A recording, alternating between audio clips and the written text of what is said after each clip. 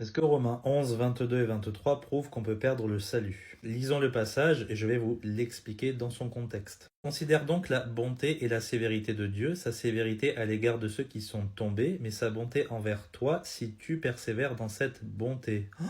Autrement, toi, tu serais aussi retranché. Et quant à eux, s'ils ne persistent pas dans l'incrédulité, ils seront greffés, car Dieu a le pouvoir de les greffer de nouveau.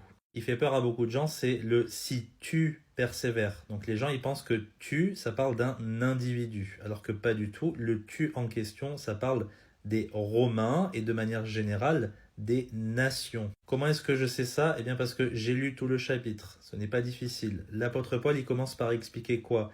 Est-ce que c'est parce que les peuples juifs, de manière générale, a rejeté Jésus-Christ qu'il est foutu, ce peuple juif? Non, parce qu'il y a toujours un reste selon l'élection de la grâce. Et lui, Paul, il en fait partie. Il est juif, issu de la tribu de Benjamin, et il a cru en Christ. Si vous êtes juif, mais que vous ne croyez pas en Jésus-Christ, vous n'êtes pas greffé à l'arbre. Vous n'êtes pas héritier selon la promesse. Alors que les nations qui ont cru en Jésus-Christ, pas tout le monde a cru dans les nations, mais de manière générale, les nations qui se mettent à accepter le Seigneur et Sauveur Jésus-Christ sont maintenant greffées à l'arbre et peuvent hériter des mêmes promesses qu'Abraham, Isaac, Jacob, etc. Puisque rappelez-vous, Galates chapitre 3, l'apôtre Paul explique que si nous sommes en Christ, nous sommes la semence d'Abraham et héritiers selon la promesse. Oui, mais il est question de si tu persévères dans l'incrédulité ou si tu persévères dans la foi, etc.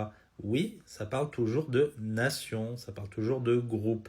Si un groupe persévère dans l'incrédulité, il ne sera pas greffé à ses promesses. Ça ne parle pas du salut individuel. Puisque si vous êtes sauvé, vous allez toujours continuer à croire en Jésus-Christ, puisque le Saint-Esprit de Dieu habite en vous et il témoigne avec votre esprit que vous êtes au présent toujours enfant de Dieu. Et d'ailleurs, l'apôtre Paul nous dit en 2 Timothée chapitre 2 que si nous ne croyons pas, donc c'est une hypothèse, si nous ne croyons pas, ce qui est impossible, Jésus demeure fidèle, il ne peut se renier lui-même. Donc même si dans un monde parallèle, un chrétien déjà sauvé pouvait arrêter de croire en Jésus-Christ, ce qui est impossible, Jésus reste fidèle à sa promesse qu'il nous a faite et il ne peut pas nous renier. Nous sommes pour toujours enfants de Dieu. Il a dit que je leur donne la vie éternelle et elles ne périront jamais. Personne ne pourra les ravir de ma main. Si vous pensez que vous pouvez arrêter d'être dans la main de Christ, vous êtes en train de faire de Jésus un menteur. Romains 11 ne parle pas d'un salut individuel, mais bien de l'accès aux promesses qui ont été faites à Abraham, Isaac et Jacob,